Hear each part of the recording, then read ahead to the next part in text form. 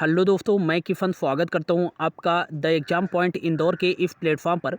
आज हम 9 दिसंबर 2022 का इम्पॉर्टेंट करंट अफेयर्स पढ़ने वाले हैं विथ स्टैटिक जीके। और ये जो करंट अफेयर्स है वो आपके सभी एग्ज़ाम जो मध्य प्रदेश में आयोजित होने वाले हैं, चाहे एमपीपीएससी का एग्ज़ाम हो या व्यापम के द्वारा कराया जाने वाला कोई भी एग्ज़ाम हो, MP police, MP FI, MP patwari, सभी एग्ज़ाम के लिए जो है यह करंट अफेयर्स की सीरीज इंपॉर्टेंट होने वाली है। तो चलिए स्टार्ट करते हैं। आज का हमारा पहला क्वेश्चन है, हाल ही में जनवरी 2023 में 17वें जो है प्रवासी भारतीय दिवस की मेजबानी कौन सा शहर करेगा? तो इसका जो राइट आंसर हो जाएगा इंदौर। मध्य प्रदेश की जो आर्थिक राजधानी है इंदौर जो है 17वें जो है प्रवासी भारतीय दिवस सम्मेलन की जो है मेजबानी करेगा जनवरी 2023 में। प्रवासी भारतीय दिवस कब मनाया जाता है? तो याद रखिएगा यह 9 जनवरी को हर वर्ष जो है प्रवासी भारतीय दिवस मनाया जाता है। और इसी 9 जनवरी को मतलब कि 8 से जो है 10 जनवरी तक जो है इंदौर प्रवासी भारतीय सम्मेलन की मेजबानी करेगा 2023 में। इसी दिन जो है 9 जनवरी 1915 को जो है महात्मा गांधी जी जो है साउथ अफ्रीका से लौटकर भारत आए थे। और इन्हीं को याद करने के लिए जो है यह दिवस हर वर्ष 9 जनवरी को मनाया जाता है। नेक्स्ट आपको याद रखना है कि पहली बार जो है ये प्रवासी भारतीय दिवस कब मनाया गया था? तो याद रखिएगा 2003 में जो है पहली बार प्रवासी भारतीय दिवस मनाया गया था। कहाँ मनाया गया था? तो याद रखिएगा नई दिल्ली में मनाया गया था, ये भी आपको याद रखना है। अब इंदौर में जो है यह प्रवासी भारतीय दिवस सम्मेलन आयोजित किया जाएगा। तो इंदौर से याद रखिएगा, इंदौर जो है मध्य प्रदेश की सबसे पहले याद रखिएगा यदि पूछा जाए मध्य प्रदेश की जो है आर्थिक राजधानी क्या है, तो मध्य प्रदेश की जो आर्थिक राजधानी है वो कौन सी है? तो याद रखिएगा इंदौर है। अगला आपको याद रखना है कि यदि पूछा जाए मध्य प्रदेश की खेल राजधानी क्या है, तो मध्य प्रदेश की जो खेल राजधानी है ये भी इंदौर है। यदि पूछा जाए मध्य प्रदेश के सूती वस्त्र जो है सूती वस्त्र कपड़े की राजधानी क्या है, तो ये इंदौर ही है, ये भी आपको याद रखना है। अगला आपको याद रखना है इंदौर को जो है मिनी मुंबई के नाम से जाना जाता है, मिनी मुंबई के नाम से जो है इंदौर को जाना जाता है। और नेक्स्ट याद रखिएगा कि अंतर्राष्ट्रीय जो है होलकर स्टेडियम कहाँ स्थित है? तो ये आपको याद रखना है इंदौर में ही स्थित है। और देवी अहिल्याबाई होलकर जो है इंटरनेशनल एयरपोर्ट काफ़ी बार एग्जाम में पूछा गया है, तो ये भी कहाँ स्थित है? इंदौर में ही स्थित है। नेक्स्ट आपको याद रखना है कि देश का पहला जो है स्मार्ट एड्रेस वाला जो है शहर कौन सा बन गया है? तो ये आपको याद रखना है इंदौर ही बन गया है देश का पहला स्मार्ट एड्रेस वाला शहर। नेक्स्ट आपको याद रखना है कि भारत का पहला जो है वाटर प्लेस शहर कौन सा बना है? तो ये इंदौर ही बना है। और नेक्स्ट आपको याद रखना है कि लता मंगेशकर संग्रहालय जो है कहाँ बनाया जाएगा? तो लता मंगेशकर संग्रहालय जो है ये इंदौर में ही बनाया जाएगा। नेक्स्ट आपको याद रखना है बनाया जाएगा। और अगला याद रखना है आपको कि फिरपुर झील। नेक्स्ट याद रखना है यशवंत सागर को हाल ही में जो है ये इंदौर में ही स्थित है। और हाल ही में इनको जो है रामसर साइट में शामिल किया गया है, ये भी आपको याद रखना है। भारत का जो सबसे छोटा अभयारण्य है कह सकते हैं राला मंडल अभयारण्य जो है ये कहाँ स्थित है? तो ये आपको याद रखना है इंदौर में ही स्थित है। अगला आपको याद रखना है यदि पूछा जाए ग्लोबल इन्वेस्टर समिट जो है इन्वेस्टर समिट 2023 का आयोजन कहाँ किया जाएगा? तो ये इंदौर में ही किया जाएगा। अंतर्राष्ट्रीय सोया कॉन्क्लेव जो है 2022 का आयोजन कहाँ किया गया है? तो ये इंदौर में ही किया गया है, ये भी आपको याद रखना है। तो इतनी सारी चीज़ें जो है आपको इंदौर से याद रखना है, ठीक है ना। कि अगला जो हमारा क्वेश्चन है हाल ही में मैत्री दिवस कब मनाया गया है? तो इसका जो राइट आंसर हो जाएगा हाल ही में जो है 6 दिसंबर को जो है मैत्री दिवस मनाया गया है। 6 दिसंबर 1971 को ही भारत के द्वारा बांग्लादेश को एक देश के रूप में दर्जा प्रदान किया गया था। और इसी को याद करने के लिए और भारत और बांग्लादेश के अच्छे संबंध को याद करने के लिए जो है हर वर्ष 6 दिसंबर को मैत्री दिवस मनाया जाता है।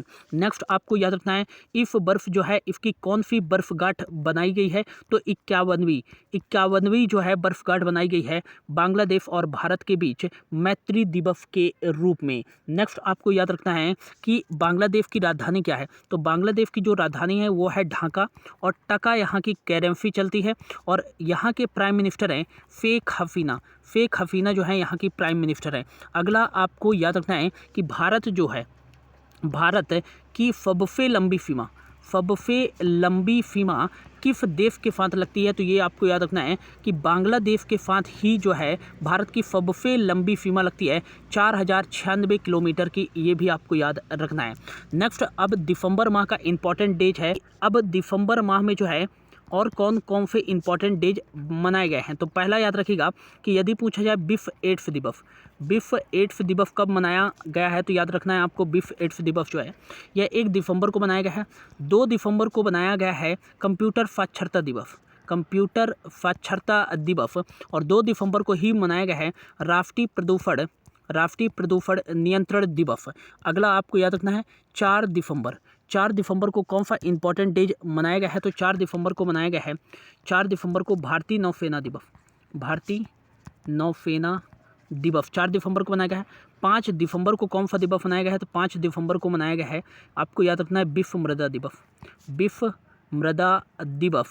और अगला याद रखिएगा 6 दिसंबर को जो है डॉक्टर भीमराव अंबेडकर जी की पुण्यतिथि को जो है महापरिनिर्वाण दिवस के रूप में बनाया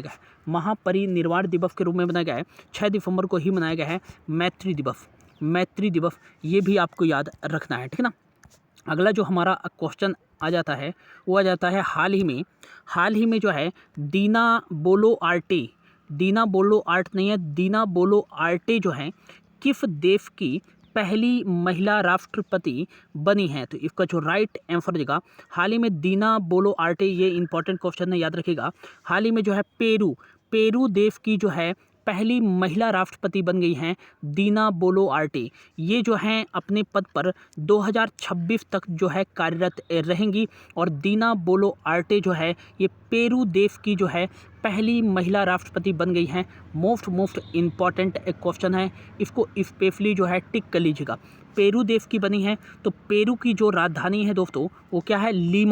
लीमा यहाँ की राजधानी है, और सोल यहाँ जो है करेंसी चलती है, ये भी आपको याद रखना है।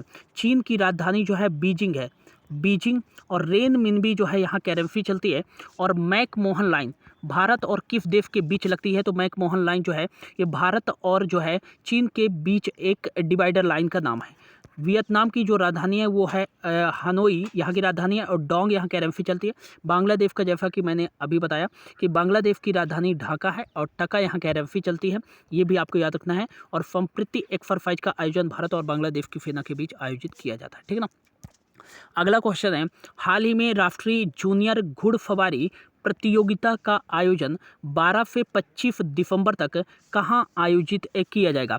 तो इसका जो राइट आंसर देगा भोपाल की जो है घुड़सवारी अकादमी में जो है राष्ट्रीय जूनियर घुड़सवारी प्रतियोगिता का आयोजन 12 से 25 दिसंबर 2022 के बीच आयोजित किया जाएगा। तो ये आपको याद रखना है, इंपॉर्टेंट है कि यदि पूछा जाए राष्ट्रीय जूनियर घुड़सवारी प्रतियोगिता का आयोजन 12 से 25 दिसंबर के बीच कहाँ आयोजित किया गया, तो ये भोपाल की जो है घुड़सवारी अकादमी में आयोजित किया गया। तो याद रखिएगा यदि पूछा जाए घुड़सवारी अकादमी कहाँ स्थित है मध्य प्रदेश में, तो ये भोपाल में स्थित है, भोपाल में आयोजित किया जाएगा। तो भोपाल से आपको याद रखना है कि भोपाल को और किस नाम से जाना जाता है? तो झीलों की नगरी। यदि पूछा जाए कि झीलों की नगरी किसे कहा जाता है, तो ये भोपाल को ही कहा जाता है। किसको कहा जाता है? भोपाल को कहा जाता है। और मध्य प्रदेश की राजधानी क्या है? तो मध्य प्रदेश की जो राजधानी है वो भोपाल ही है। क्या है? भोपाल ही है। अगला आपको याद रखना है कि भोज वेटलैंड्स जो है ये कहाँ स्थित है? तो ये आपको याद रखना है कि ये भोपाल में ही स्थित है। और रामसर साइट के अंतर्गत शामिल होने वाला पहला जो मध्य प्रदेश का स्थल है वो भोज वेटलैंड्स ही है। अगला आपको याद रखना है कि राजा भोज एयरपोर्ट कहाँ स्थित है? तो ये भोपाल में ही स्थित है। अगला जो है मध्य प्रदेश में जो है इसरो का एकमात्र केंद्र, काफ़ी बार क्वेश्चन पूछा गया है, तो मध्य प्रदेश में जो है इसरो का एकमात्र केंद्र जो है ये भोपाल में स्थित है। और इसरो का हेडक्वार्टर कहाँ स्थित स्थित है? तो ये बेंगलुरु कर्नाटक में स्थित है। और इसके वर्तमान में जो है अध्यक्ष कौन है? तो एफ सोमनाथ जो है वर्तमान में इसके अध्यक्ष है।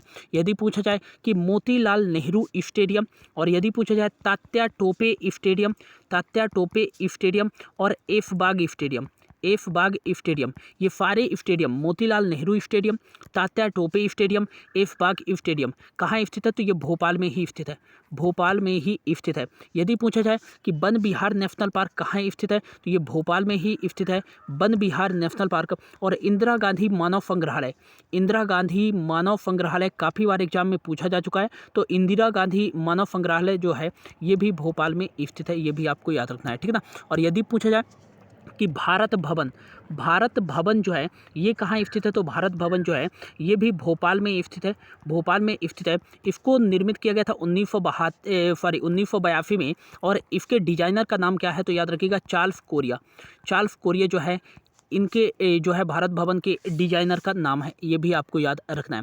और यदि पूछा जाए कि हाल ही में जो है नवनिर्मित सरपंचों के लिए जो है उन्मुखीकरण सह सम्मेलन का आयोजन कहाँ किया गया है? तो ये भोपाल के जाम्बूरी मैदान में किया गया है। यदि पूछा जाए हाल ही में जो है रजत जयंती ऑडिटोरियम का उद्घाटन मुख्यमंत्री शिवराज सिंह चौहान जी के द्वारा कहाँ किया गया है? तो ये भी भोपाल में किया गया है, ये भी आपको याद रखना है, इंपॉर्टेंट है, ठीक है ना। और यदि पूछा जाए कि लोक रंग महोत्सव का आयोजन कहाँ किया जाता है? तो याद रखिएगा लोक रंग फेस्टिवल का आयोजन जो है भोपाल में किया जाता है। और ध्रुपद समारोह का आयोजन जो है ये भी भोपाल में आयोजित किया जाता है, ये भी आपको याद रखना है, ठीक है ना।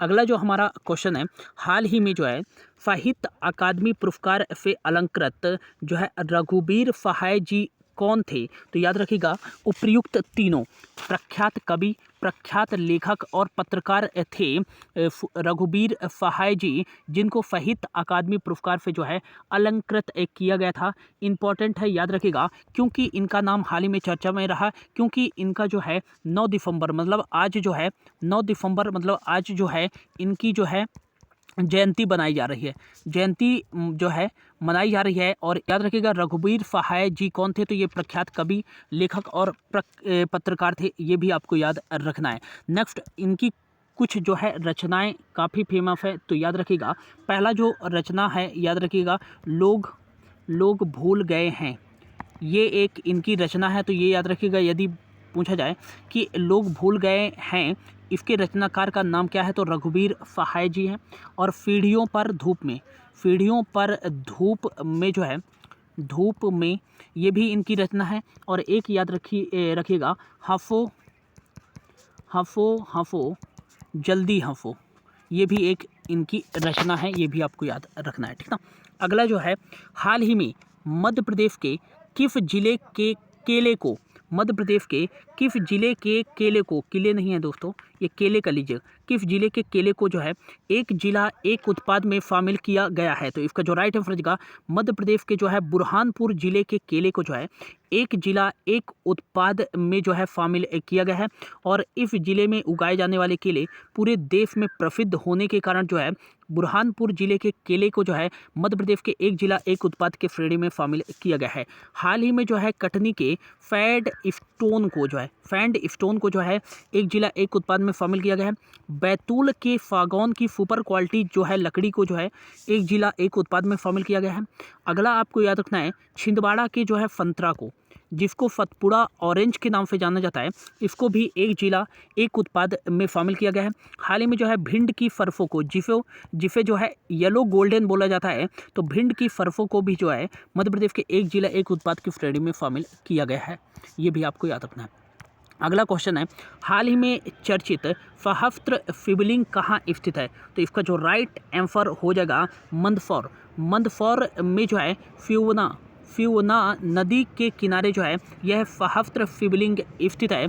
और इसकी तुलना जो है नेपाल की राजधानी काठमांडू में स्थित भगवान पशुपतिनाथ जी के मंदिर से की जाती है। तो याद रखिएगा यदि पूछा जाए सहस्त्र शिवलिंग कहाँ स्थित है मध्य प्रदेश में, तो ये मंदसौर में स्थित है। कहाँ स्थित है? मंदसौर में। और मंदसौर हाल ही में चर्चा में रहा, क्योंकि 8 दिसंबर को जो है मंदसौर गौरव मंदसौर गौरव दिवस के रूप में मनाया गया है। तो याद रखिएगा 8 दिसंबर को मंदसौर गौरव दिवस मनाया गया है और इसी कारण जो है ये सहस्त्र शिवलिंग जो है चर्चा में रहा। तो याद रखिएगा कि यदि पूछा जाए कि हाल ही में चर्चित सहस्त्र शिवलिंग कहाँ स्थित है, तो ये मंदसौर शिवना नदी के किनारे स्थित है, ये भी आपको याद रखना है। दसपुर अभिलेख कहाँ स्थित है, काफ़ी बार एग्जाम में पूछा गया है, तो ये मंदसौर में ही स्थित है, ये भी आपको याद रखना है। तो ये था दोस्तों आज का हमारा करंट अफेयर्स। होप आपको अच्छा लगा होगा। यदि अच्छा लगा होगा तो प्लीज़ इस वीडियो को ज़्यादा से ज़्यादा लोगों के बीच शेयर कीजिएगा और इस चैनल को सब्सक्राइब कर लीजिएगा। Thank you so much for your watching.